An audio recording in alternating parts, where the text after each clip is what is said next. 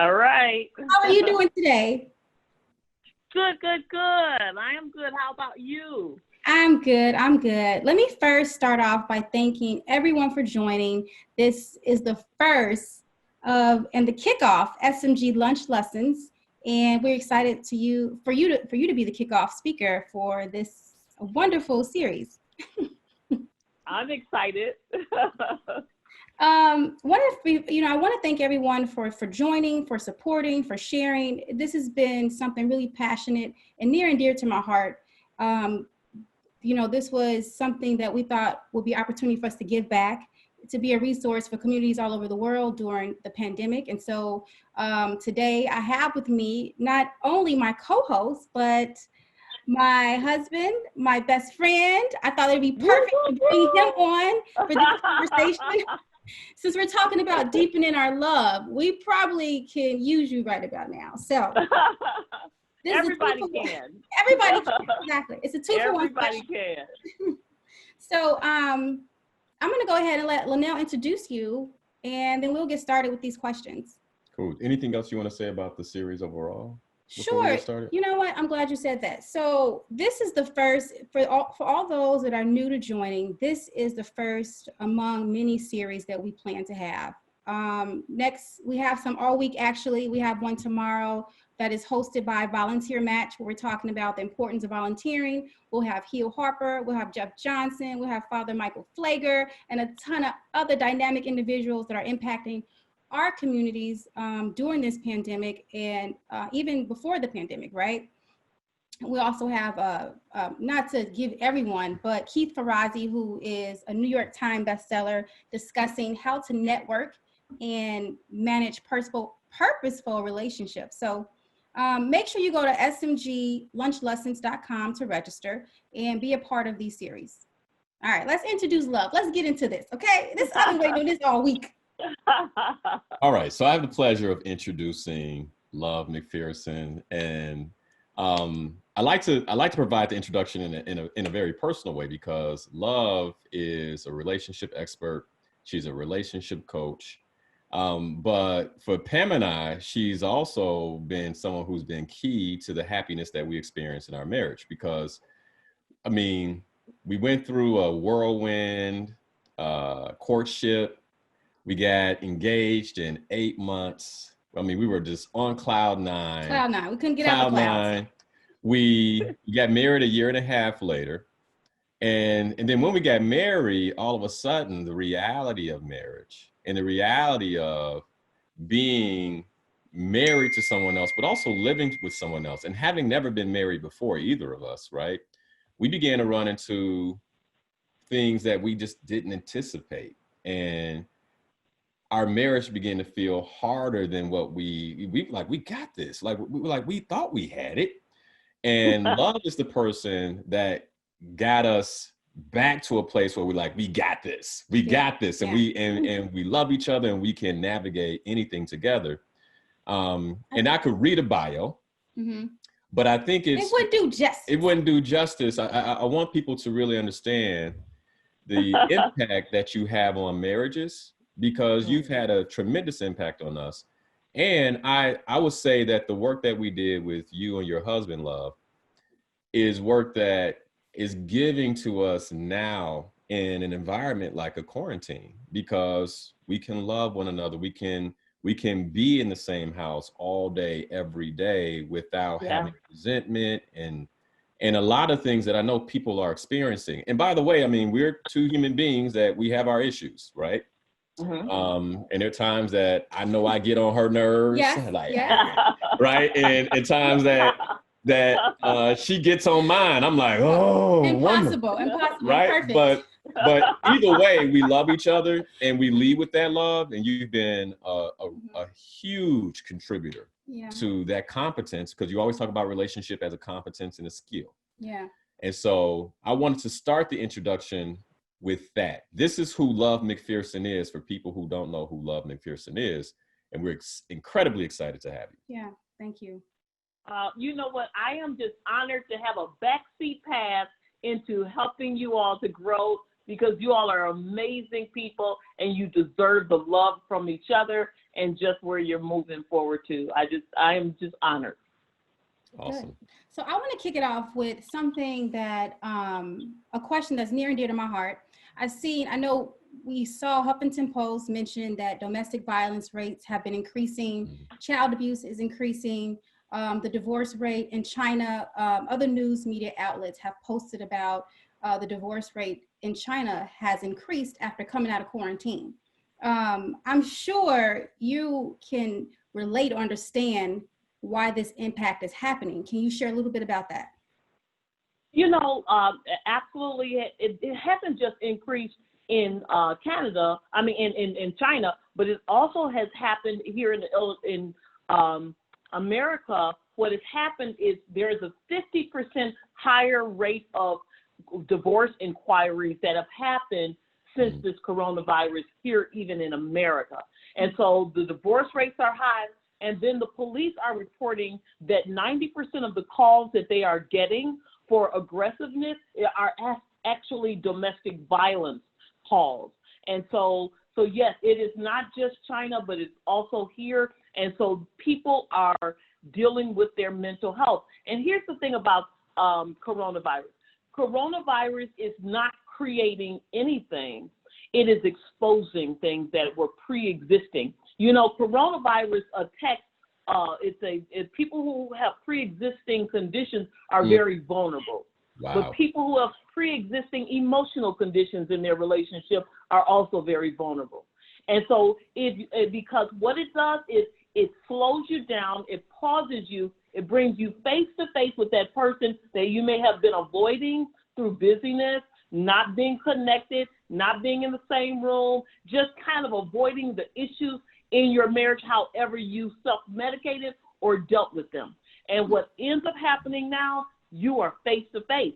Now, you notice how you said it's not as bad for us. You know why it's not as bad for you? Because you began to face the ugly before the corona. So this is not all brand new. You were very aware of the issues in your relationship. You had begun to get skills on how to deal with those issues. The stuff that you are dealing with now, it will be a refresher course, not something brand new that just sucker punches you and knocks you to the floor. And you be like, oh, I got to get out of here, because there's only love and fear. So once that fear starts showing up, you think you're in a haunted house and everybody wants to get up there. See, everybody don't run upstairs to look and say, who's here? So other people want to run out the door. But people are saying, oh, you're not going out the door. You stand right there and you're going to deal with it. And I know it's haunted, the traumas and the fears of this relationship, but you got to stay there and face your fears.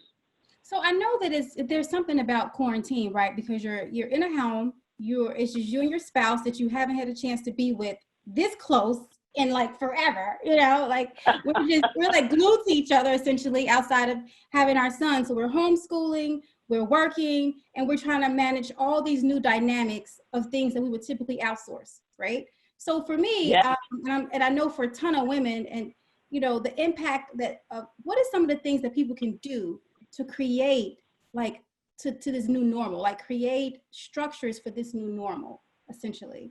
The thing about it is when it comes to relationship and creating new normals, the first thing you have to really do is you've got to pause and say, this is our present state. If you try to resist what is, you will suffer, because you will try to make something that is not something that is. You will try to actually compact what you used to be into what is now. We evolve. We will never, ever, you will never, ever, I will never, ever be the same.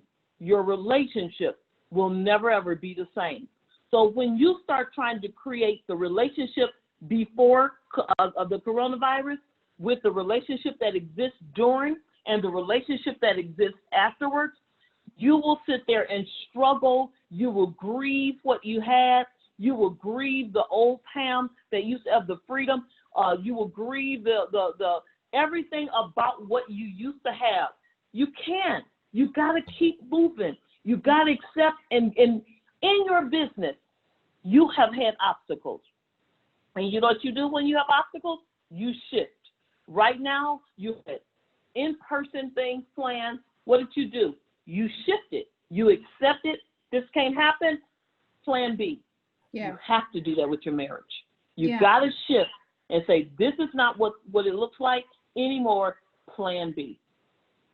So if you have it, you want to jump in? Because I got ahead. questions for days. Because right? you know when I get going, this is gonna be question after question. So so let's talk real life scenarios, right? We talked about why it's increasing because we've been forced into this new normal, right? People that haven't been successful in dealing with relationship are now forced to deal with their relationships, right? Then there's this aspect of people that, like my husband and myself, I'm gonna go personal. I hope you guys don't go post to this lab. Best way to go. Best way to go. No, honestly, transparency is key. And one of the things is it's important that we're transparent because secrecy is isolation. When you isolate yourself, you cannot get the help that you need, right? Absolutely. So for me, this is my personal journey and I'm okay with sharing it because I'm hoping that it helps another woman that's married like myself.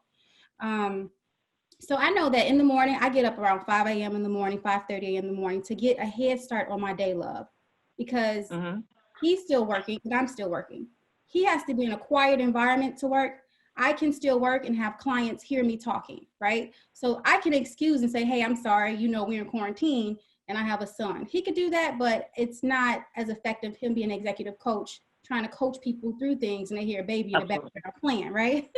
So one of the things that I experience is this juggle back and forth that my husband and I have to do. It's exhausting. It's exhausting to get up extremely early than what I used to work really hard, to shift gears, to go homeschool, make lunch, right? Stuff that the school would have to do in the past. Now I'm doing it because I would just order at the office. Make sure Legend has a nap and then go back to working during the nap. Cook dinner, yeah. Clean the house, everything that, we can't have house cleaners come in right now, or can we? I mean, I don't know. Somebody let me know. Got a few proposals. If you have any, if you want to come clean, please. That's why we got the camera up high today. So you can see, no. But I noticed that it's just when it's time for bed and when it's time for me to connect with I call my husband my oasis. Lately, he hasn't been my oasis, not because of who he is. It's just that I am completely tired. So, when it comes to bedtime and trying to get intimate with my husband, my libido then ran out the door. My libido left 3 hours before bedtime. and I'll tell you this, it's not just hers. I mean, as a man, it's like, I think we're both exhausted. Mm-hmm. We're both exhausted. And I share some of this with you. And so it's like, man, I mean, and I can recall I just want to read this chapter of this book and go to sleep. That's. It's like finally me time. You know? That's what's happening. Yeah. Pam is in the shower. I'm like, I'm gonna read this before she get out the shower. We just gonna go to sleep. Like, give a kiss. Wow. Good night. That's all the action that's happening this last couple of days, though. Help us. So this is what I find. I find the biggest problem that couples make is that they give their mate the leftovers. Whatever is left, I will give to you. Somebody came on one of my lives and I was talking about prioritizing. They asked me, they said, if your husband right now, while I'm on my live, if your husband said he was hungry, would you stop right now and go get him a sandwich or go and feed him? And I said, no, I wouldn't stop. You know what I would have done? I would have made sure that my husband had what he needed prior to me getting on the live. That's 35 years ago. And see, because I have to go according to my value system. My values are marriage. So every year when I do my SWOT analysis, strengths, weakness, opportunities, threats, we have to assess every year before the year begins, what are the strengths of our relationship, the weaknesses, the opportunities, the threats of our relationship. Every anniversary we say, have you had a good year? How can I help to make this year better? Those are not after the fact, we fussing about something you did last year. This is about, let's be proactive to make sure, are your needs met? You good? You good? Now I go and make everybody else good. I don't make everybody else good, and then if I have some left over, give it to you, which means that even, I know we get this thing in our mind, sex does happen in the morning. When you first fresh, So that's when you give your energy to your exercise. I want to be up and naked, but you also want the same experience with your relationship. You want to be strong. You want to have stamina. You want to be able to resist, to have good resistance. All of that you want in your relationship, prioritize it. Put it on your schedule. Now, this is what I do know about you, Pam, is that you will work like a Hebrew slave. I don't care if it's 4 a.m. If you still got some assignments to do and there's still work to do, you will keep on working. Now, if you decide that this is the option and this is not the priority, if it's not on your schedule to spend time with my husband, you will literally, if you know that this is what you are going to do this day, and we're going to make sure at least 3 times a week we do something, and it's on your schedule, you will not give all your energy away, and you will set your mindset to say, this is what I'm going to accomplish. I'm going to make this happen. You don't exert it all and give it all and leave it all on the floor. You make sure you have something left over for that last assignment or the first assignment, however it works best for you. But your values, you don't work all this time. You don't do all of this to lose your marriage. You think you're working for your marriage? You think you're working for your relationship? What you do together is how you work for your relationship. You don't do all of this and lose it. You do this first, you triage.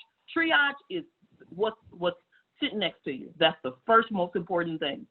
We got to go right now. I guess we got to go take care of our business. This webinar, we got what we needed. Peace, y'all. No, We're good. Let's start the countdown now. We got 37 minutes. One I'm curious about, I know initially on, and I'm only sharing this because this was my journey. And initially on, my husband would be working in the basement, and I would be, because his office is in the basement and my office is upstairs. I would think to myself, why is he not up here? Like, doesn't he know that I'm an entrepreneur too and I have work to do? And to me, it was a part where I had to catch myself. But one day I was in the shower and I caught myself. I said, it's not like your husband is not in the house. He at home, he's working. He ain't sitting in the basement watching TV. He's in his office. Literally, you can hear him on calls. Like, he's doing his thing. But it took something in me to shift to realize that, because the stories that I had created around what I thought he should be doing and how he should be supporting me in this house, and how I created this kind of negative energy initially, because I'm like, you get to do everything you want to do, but I got to be with the baby, right? Can you share a little bit about how, as women and men, we often can create stories about our partner and it's not factual? You know, that this is like the everything what you just talked about, because coronavirus, we will lose or win this fight based on our thoughts. Whether we accept our thoughts as truth, or we accept or we challenge them and make sure that they are real and true. Is this a feeling? This is the question. Is it a feeling or is it a fact? Now, here's the thing. The feeling in you may say, I'm by myself working and I'm doing more of the duties with the baby than I normally have to do. That feeling can actually trigger stuff that you've already defined as something. And you will automatically reach in your history box, in your library, and say, what is that? I feel like a single mother. Well, I always said I wasn't going to be no single mother. That feels like a father who ain't participating. I always said a man gonna help take care of him. I'm not gonna sit there and let this happen to me where the man don't get equal to. And so all of those I will nevers, or how you judge that behavior, even though it's not real. It's not real. But anxiety doesn't have to be real for you to experience all the full emotions of it, because it feeds off of lies, exaggeration, and extortion. And so what you'll see that you will exaggerate, it will be a lie, it could be a delusion, and yet your whole body, your attitude, your insides, your heartbeat, your anger, you could sit in the shower and think up all the stuff that you was going to say, and you will come out mad at your spouse if you are not careful. You have to control what you're saying and challenge. Is this real? And you know what you did? you challenged that and said, in spite of the fact that what I am feeling resembles something that I have judged as neglect or whatever the case may be, this is not what's happening in my home right now. Yeah. And you live according to the reality and not according to the judgment or the traumas of the past. What else I did too was I got connected to his intention for our marriage and intention as him being my husband and my friend. And that helped shift the way I felt about our relationship and how we're handling being in COVID right now. Let me tell you something. Friendship is one of the greatest foundations you will ever have for a marriage. One of the things that men complain about when they are married, and one of the reasons why they don't want to get married, is because they dread that they will lose the friendship with their wife.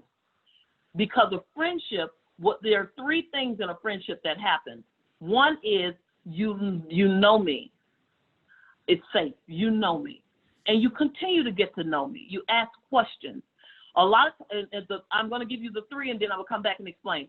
You know me, you like me, and you accept me, okay? So here's the thing. You know me. A lot of times during this pandemic, this is a great opportunity for us to get to know our spouse. Because of our busyness, because we evolve, I am not my 20-some-year-old self. You're not your 20-some-year-old self. You have evolved into something else. Begin to ask really good questions that are open-ended. Like, okay, if I ask Linnell, Linnell, what are 5 things that Pam is looking forward to after, what are life goals, 5 life goals she is looking forward to after this coronavirus is over? Oh, could man. you answer that right away? I could answer it. Yeah, I could. You could. Okay. Pam, could you answer that for Linnell? You want 5? I can give you 5 things that 5. he is really looking forward to. 5 things he's really looking forward to happening and experiencing after this is over. His top 5. Okay. You could answer this. Let me tell you why. Because you continue to develop the friendship. Because you, even in your profession, you are used to asking questions. Do you know that there are people who could never answer that question? They have no idea what their husbands are thinking. They absolutely have no idea what their wives are thinking. So even if you don't even know what I'm looking forward to, you don't know the anxiety that I'm feeling while I'm sitting here waiting, anticipating, doing that thing. And so therefore, you may think you know me, but you don't. You may see an attitude one day and anxiousness one day, and you will label it as something. But in actuality, if you ask me some questions, you will get to know what it really is. You have to ask questions about yourself. It's a great opportunity to get to know them. Ask them different things. The second thing is, once you say, the second question is, do you like me? That's different from love. With love, what you say, do you like me? I want to know now. You can actually. Yeah, that's huge. You can love somebody but not like them. Yeah. And when you don't like them, you will just want to avoid them. And so what ends up happening is with liking somebody, you begin to not judge their behaviors so much. You don't criticize their behavior so much. You show affirmation. You give grace to them. That's the only way that you can like somebody. You can have a friend who acts like so obnoxious at a restaurant. Every time they attack the waitress, they have to take their food back. You just really like, when does this friend ever? But all the girlfriends will go out to brunch and they're like, here she go again. But you just say, I still like her. She's still my friend. Yeah. Other than that, we do it. We know how to do that to our children. You'll see behaviors in them. I don't like that behavior. I love them and I still like them. I still find joy when they turn it on. I still find the joy. We have the ability to like people beyond different behaviors, and we should be loving anyway, because love is a decision to love you. Life is a feeling and a grace, a feeling that is comes because of our decision to show grace and not judgment. And so those are the things that you have to do is do. And now, do you accept me? Will you accept the good, the bad, and the ugly without judging me, making me change, without looking at me and saying, I can't be with you because you are this or that. And so we have to, this comes though, because when we feel the same way about ourselves, do you know me? Do I know me? Yeah. Do I like me? Do I accept me? If I don't feel any of those ways about myself, I can't feel it about you. Wow. Because I am harshly judging everything I do. I don't know who I am because I am not even in line with my value system. I am not even aligned with my core. I am way out of sync because I have allowed people to speak into my ear and create an image of who I am, but I'm not walking authentically. They don't even know me. They judge me, made labels, and I just live up to it. Social media will actually take you into that land where you lose yourself. Marriage can make you lose yourself. Images from your business can distort who you are and create a brand, but the brand is not you. The brand is the business, and it becomes the merging. And you got to make sure you don't allow the brand of your business to be the brand of who you are. Those can be two different people, and you should always operate authentically in them. And just like you, as a coach, for you all to say, hey, this is what we're dealing with. You separate the brand of perfection. Everybody looks at you all and say, oh, hashtag relationship goals. Excuse me, I don't even want to have sex sometimes, okay? So that's your relationship goal, but you are joining with 50-some percent of other women. You are joining with the low libidos of 85% of married women. Because why? Women are biologically, men are biologically driven towards sex, and women are emotionally driven towards sex. So you all are very different coming out of the box. But if you're not truthful for it, you go into shame. Shame makes you want to be perfect. Guilt makes you say, I deserve punishment. Shame wants to present this image of perfection. So you'll create this brand that everybody admires, and you'll live behind that because it looks perfect. I'll just live behind that.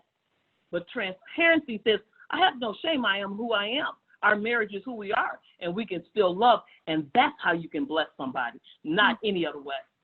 Ooh, is this good, y'all? I wish this. Oh, you got your fire head on today. This is so great. So, Love, I want to go back. You said something early on in the conversation about fear versus love. And about what? Fear versus repeat that. love. Fear versus love. Fear versus love. Yes. You talked about fear versus love and how in relationships we have to choose, like actively choose to be committed to one or the other. And I'm curious, how might the fear, because there's like a layer of fear is sitting on us right now. And I'm curious, how have you seen this fear begin to permeate relationships in a way that is making it where it's very difficult for the love to deepen? Because I'm already afraid about my business. I'm already afraid about my health. Right. I'm already afraid about the health of my loved ones. I'm afraid of all these different things. And then I'm quarantined with someone and I'm watching their behavior or lack thereof of something, and it's creating more fear. Like, how is that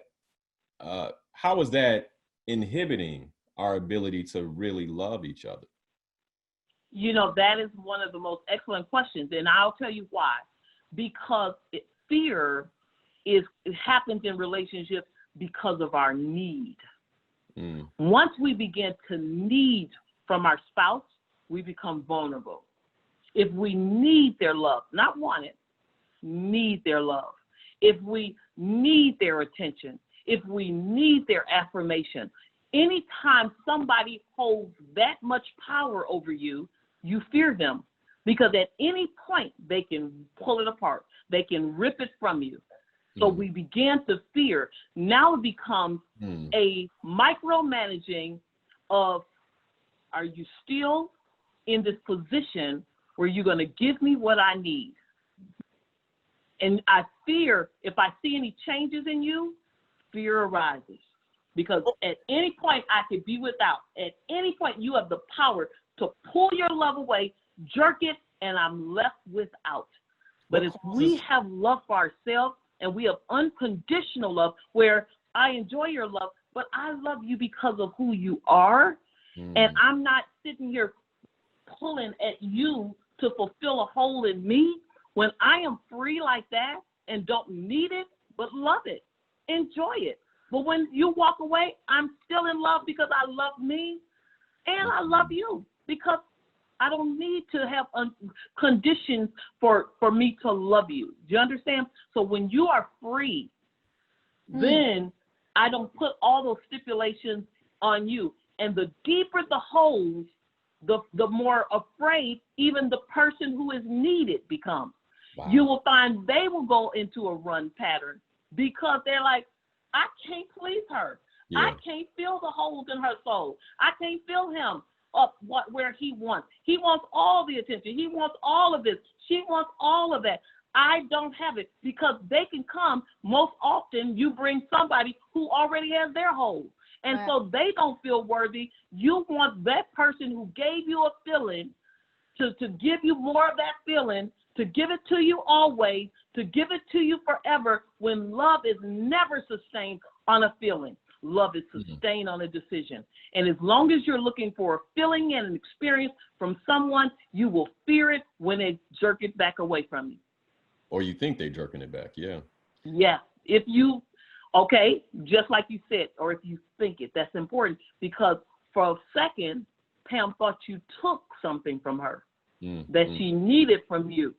Support, be up here. Then she realized, wait a minute, that's not what I need from him. He is actually expressing his love for our relationship through his maturity to say, in spite of this, of what's going on, I am going to still be disciplined enough to do what I need to do for the household.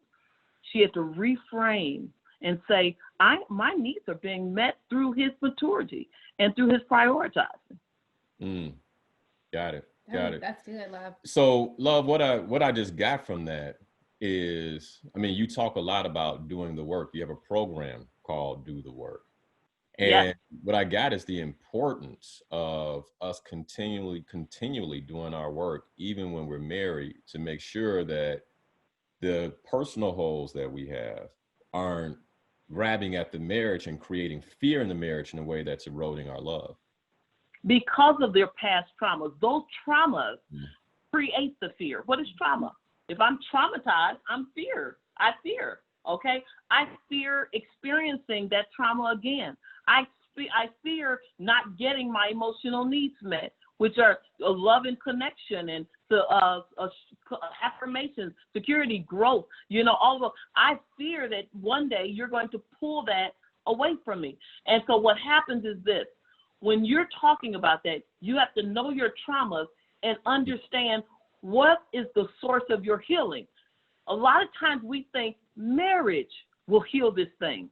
No, you doing the work on inside of you will will heal marriage this is thing. Gonna bring it out.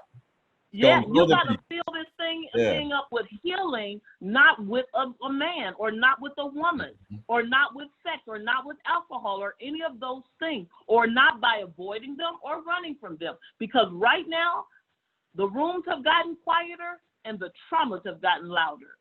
The memories are yelling at people. And as the memories yell and the traumas scream, and they sit in four walls where there was a fight that broke out. There were traumas. There were things that happened. They began to fear even themselves. They fear what's happening around them. And so what you have to do is realize when it's time to do the work, because this is the important thing. Happiness is what we all want. We all seek that. We desire that. Yeah. But happiness happens this way. 50% is epigenetic. It's come down in your DNA. It transfers down. 10% is external. 10% of your experience right now, happiness or sadness or whatever, is coming from the coronavirus. 10%. 40% is internal. That's why we seek externally for somebody to feel internal. No, only you can feel the internal by the things that you do, by the things you face, by the things you heal, and the sources you use to get them. Do you understand? You got to heal that thing, that 40%. That 40% is going to, that's the only thing you can control. So for someone listening right now, what is one of the ways they can help heal themselves? Like, give us 3 solutions. And I mean, I'm sure one, they can sign up with you, do the work. That's one way. Like, I'm a big proponent of investing in yourself as it relates to personal development. A must. A must. A must. We both, my husband and I, we both have coaches. We both come see you when we get tune-ups, and we absolutely prevention. We don't see you when we're bad. We see you before we can even be bad, you know? Maintenance. Maintenance, exactly. So what are some solutions outside of, you know, so tell me, like, give me what I offer is my Do the Work program, www.dothework.today. That offers a group setting. It's a comfortable setting. People get online and they are anonymous, but they interact. Just like right now we're talking and I'm seeing the comments coming up and things like that. They're asking questions. I'm answering real time. We get to start working on phases that lead up to healing, that lead up to how to have a healthy relationship. All of those things are leading up. That's the group session. It's a very affordable price, and it's offered monthly and everything like that. Also, even the people who are on the group will also come and see me one-on-one. And so that is the one-on-one sessions, whether you're single or whether you come as a couple. Those sessions are more intense, and people will buy packages where it say, okay, I'm on the track where I need to do some intense work. I want to see you once a week. The others say, well, I want to see you once a week. I can only afford once every other week. Go for it. I don't even recommend that you go less than once a month. Don't have me, and this is it. I have another group that I go and send my tow truck out and drag them in because they're on the side of the road every time they come in. And they just, and it's if you're going to drive your car all the way down to the top point where it's on tow truck, we're really not curing anything. This is just a quick fix, and I can give you an emotional high and send you home, and you're going to be in the same boat. So you need to have some consistency, and when you know that you need help, you need some consistency. Let me just say this really quick before I go into my next question. But I have sent you I've sent a number of people to you. I even paid for people personally. Yes, you have. I see the value of people getting the help that they need. And before she talked to her husband, love. I know. I'd be like, don't tell him, love. I'm sending about 5 people your way. I want you to know what I did today. I'm like, okay. Let me tell you why, because I see the benefit when we have healthy marriages. I've sent clients, I've sent friends, I've sent family members. I see the benefit through the work because it's a ripple effect. It affects your children when you're in a toxic relationship. It affects your way you act at work. It affects the way you interact with people around you. You have women at work, they be like, oh, she needs some. No, she needs to go to get some help. Right. They're like, she needs some. No, she don't. She just needs some help, you know? But here, before, I know we run out of time. So one of the questions I have really quick is, how do we reinvent our relationship? For people that are in relationships and it's a little dusty, it's an awkward space. It's not the lovey-dovey what it used to be. You know, how do we recreate? Add something to that question? Sure. Because I think reinvention, like, how do you deepen love? Like, so in terms of reinvention, like, how do you deepen love? Like, how do you how do Pam and I, where we have a good relationship that works, like, how do we reinvent on top of this and say, all right, how do we go to the next level? Like, how do we get to a Love and Tony level where it's just 35 years, you know, right? You know, and we're going on 5 years, right? So we know we're at 38 next month, actually. 38? Oh my goodness. Man. Okay. So how do we reinvent and deepen? Yes. So here's the thing. What you're asking is this: how do I take my relationship to the next level, right? Yeah. Okay. This is the thing. It's actually a lot like mountain climbing. In mountain climbing, you reach, and as you're going up, when you find yourself at a plateau, you can't go any further, but you still want to go further. What you have to do is you've got to do what's called a power move. A power move means I'm going to reach for that thing way over there, grip it, and I might dangle for a second. I'm going to be very vulnerable, but I believe I can do it because I need to continue. Now, you can sit there and be in your comfort zone, or you can move to the next move, a power move. That means this. This is how it looks in a relationship.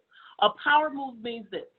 We don't really talk a whole lot, but I am going to initiate. Forget the vulnerability. Forget that I might be rejected. Forget that they may not, whatever they might say about me if I ask them, how can I make you happier? Forget all of those. I'm reaching and I'm going to grab hold to another piece of that rock and I'm going to pull myself up. I'm vulnerable, but I think I have the emotional strength and stamina to endure that. And so make the power move. What does that look like? First of all, a power move for you, here are some. Resist criticism.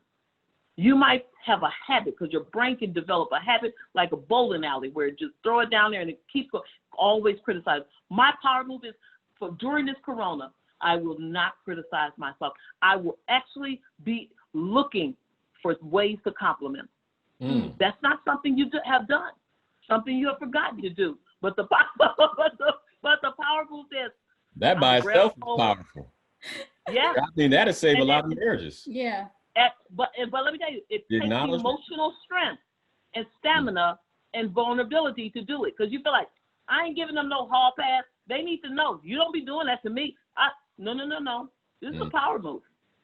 You're literally as an act of love. Show appreciation. Show resist criticism. Feed their love languages. Study your spouse. Ask them those questions. Get to learn them. I asked them, they didn't ask me anything. We are on a power move right now. We are doing something to reach to another level. We'll get there, but you want to continue. Have sex, prioritize it, okay? Create structure. Don't traumatize your kids. Some of you, a power move is simply not arguing in front of your children and not traumatizing them. And this will always be embedded in their life as the day the police was called, or that I saw them grab my mama or grab my dad. You don't traumatize. That could be the power move for you, is the emotional discipline it takes for that. The other thing is a power move is self-love, because a lot of times what happens is you won't even love yourself. And that's really the first move. Before you even start climbing, you have to have self-love and stamina to go up there. Because if you don't love me, I love me, so I'm still loved. Okay? That's your power. That's your power. And then after that, I will make power moves towards you. And if you all are both on this, you want to respond to those things. You have talks. Tell them. Be vulnerable. Okay? And a lot of times that's when we become guarded. We become distant, we become disconnected, and we get into this ritual and we just stop connecting. Let coronavirus be that place where you said the power move was made and you continue to climb from there.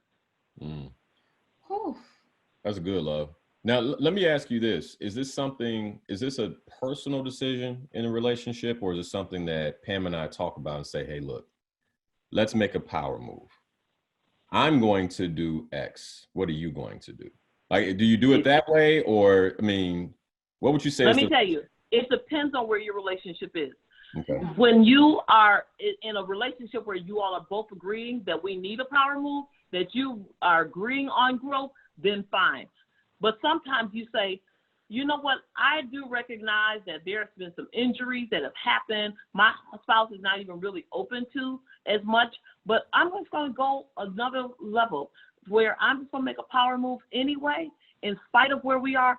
I'm just going to go in that direction. So if you can decide what power moves do we need to make, I'm telling you, that's the ideal. But sometimes it's not that easy. Sometimes you have to make a self-decision to say, this is what I'm going to do for my relationship during this season. He just told me to write that down. I didn't like that. Don't tell me to write it down. You write your stuff down. We're going to do this together.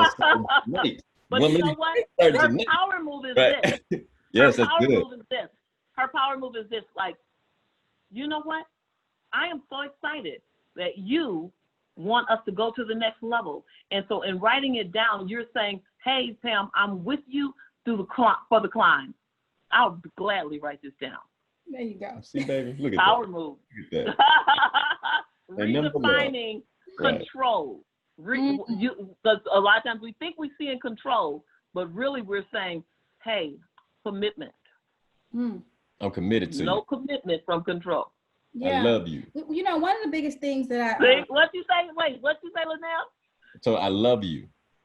See? Okay. I'm committed to you. I love you. Yay, that's what I'm talking about. And here's the thing. I'm glad we just had that little quick scenario. I know you got to go, but this is really important.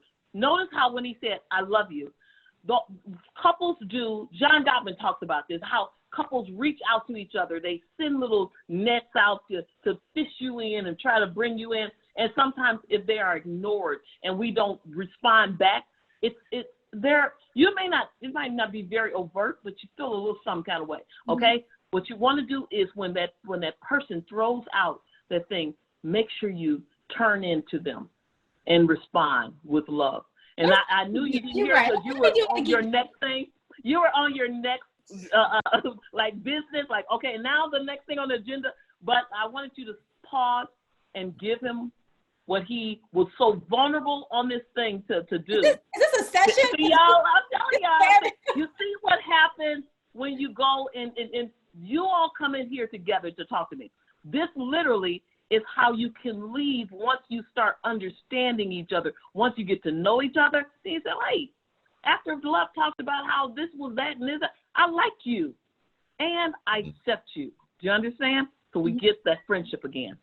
Nice. Okay. Well, really quick, I wanted to answer a few questions. For those of you that have to leave, you can go ahead and leave, but I want to ask you a few questions from some of our followers. Let's see, from attendees. Babe, what is it? You want to read them all? So we have one here that says, this is the first one. That's the first one? Okay. So first, thank you for doing this. My husband and I have a successful, mostly happy marriage of 27 years. What coping mechanisms do you have for people like us in order to continue to have productive, patient, and kind interactions? What I would say is this, because I have 10 years on you, I have realized that at each phase of my life, it creates a brand new me. I have evolved, and I said this earlier about evolving. Continuously date, get to know your mate, and that's what when we date, we learn what's new, what's fresh, how we can be transparent, how we can talk to each other. That's how we connect on a weekly basis. Make sure that, and we prioritize our relationship by not saying we'll fit in a date when we can. We fit in work when we can, when we're not taking care of ourselves. That's how we do. And so what I would say is this: there are some things about you and your husband that are brand new. Make sure that you do the surprises. Make sure you do the friendships. Make sure you leave the notes. Continue to make sure that that person feel heard, that especially after so many years, that you are really pushing the affirmations, reducing the criticism, not getting caught up into the routines of life, but just keep it fresh, freshen it up with affirmations, and especially focus in on their love languages, because that's how they experience love. And whether those words of affirmation, gifts, acts of service, quality time, physical touch, that can be a power move for some people to say, we're going to read the book and we're going to practice these love languages. That can be a power move for some. So continue the power moves in your relationship. Sure. The next question is, go ahead, babe. Go ahead. Glasses on. You read it. You can't see it? Okay. So someone wanted to get clarification on, did you say love is not based on a feeling and that it's based on a vision or a commitment? That's exactly what I said. I said that love is not based on a feeling at all, because feelings come and go. Feelings are like fire. You can be really, really angry at somebody, really, really angry, and say, I'm about to leave this person. And because they did this, be away from that person for a while and the anger can start subsiding and slowing down, and pretty soon, and sometimes you'll even go back to them. Why? Because that was a feeling. Love is the same way. Oh, I love them. They made me feel this. They made me feel that. Oh, I want to stay with them. I want to be with them forever and everything. But feelings subside. Love is a decision. A decision, and the decision that you make is based on your integrity.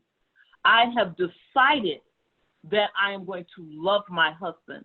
I have decided that I am going to be a wife and loyal and trustworthy to my husband.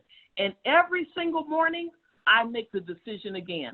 I am somebody's wife. I am Anthony McPherson's wife, and I choose to honor that and walk in that, and honor him and walk in that.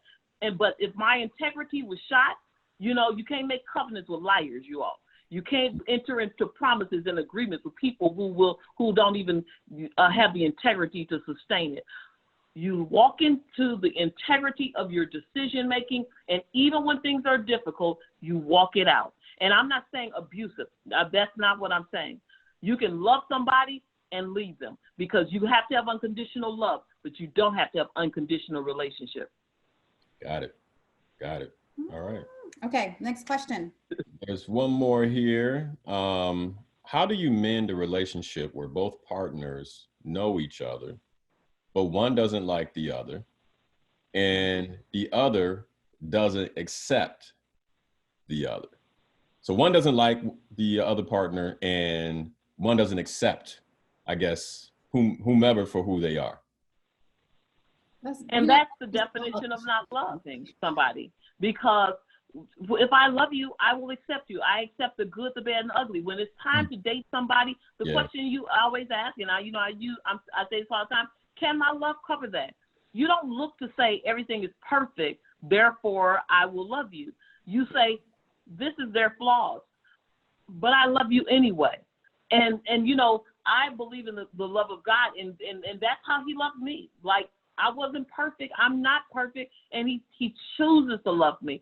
And he loves me unconditionally. The closeness of my relationship, which a lot of times we confuse love with relationship. Relationships are skills. Love is a decision based on your integrity, a decision to give to that person your heart.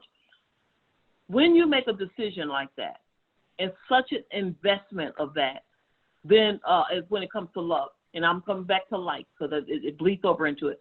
When you make a decision like that of, I'm going to give you my heart, and I'm going to trust you with my heart, then what you have to do is, your heart cannot just be held by that person. It's got to be like that circus where there's strings and paths and people standing there and all this other kind of stuff. Before you do it, you better have embraced your own heart. You better have some padding of self-love. You better have some knowledge of your stamina. You better know that this person has faults. They have the ability to drop you. And a lot of times we dislike people because they are not meeting those things. They drop my heart. If you're going to invest in love, you're going to have some bad days. You're going to have some disappointments. And a lot of times we think, they broke my heart. You will walk away broken sometimes. You will walk away hurt and disappointed. Why? Because they're people. And so what happens is, if you resent that person and begin to dislike them or judge them like for their behavior, rather than seeing they're human, they have some brokenness, this and this and this, and then you begin to fear sets in. I can't trust them with my heart. I'll guard myself. It goes from love to fear, and there's only two major emotions, love and fear. Once that fear sets in, I don't like you, you've disappointed me, don't trust you, I'm judging your behavior, therefore I don't like that behavior. And what do you have? Conflict. Conflict moves from love to relationship. How do you resolve the conflict? First of all, a lot of times you have to redefine what you're seeing, because a lot of times you will label it according to what people have labeled it for you, or that you are judging them for. You can label it according to your traumas, but you've got to deal with your labels of their behavior. You've got to deal with what you have, how you have defined it, and what are your fears that are making you say run or be separated or whatever the case may be. Well, this has been so helpful, Love. I want to thank you again for taking the time to just share with us how to deepen our love during COVID-19 and the impact that it's had on our relationships. We had another question, but unfortunately we have run out of time. This went by super fast, but if you guys enjoyed it, please share and let us know that you enjoyed it, and let people know to join next time. Love, could you please share your website where people can sign up for you and, like, you know, get a session and do the work, get the help they need? Absolutely. If you're looking for one-on-one sessions, go to Love McPherson. That's McPherson, lovemcpherson.com. If you're looking for the group sessions, go to www.dothework.today. Now, I didn't say com. I said you need to do the work today. So go today to sign up for Do the Work Today, okay? Nice. So thank you so much, babe. You have anything you want to say to close it out? No, just thank you. Thank you so much for always giving of yourself and for being willing to be with our many questions about relationship and how to deepen our love in relationship and take our relationships to the next level. I know some of you guys always a pleasure to be with you all. Thank you.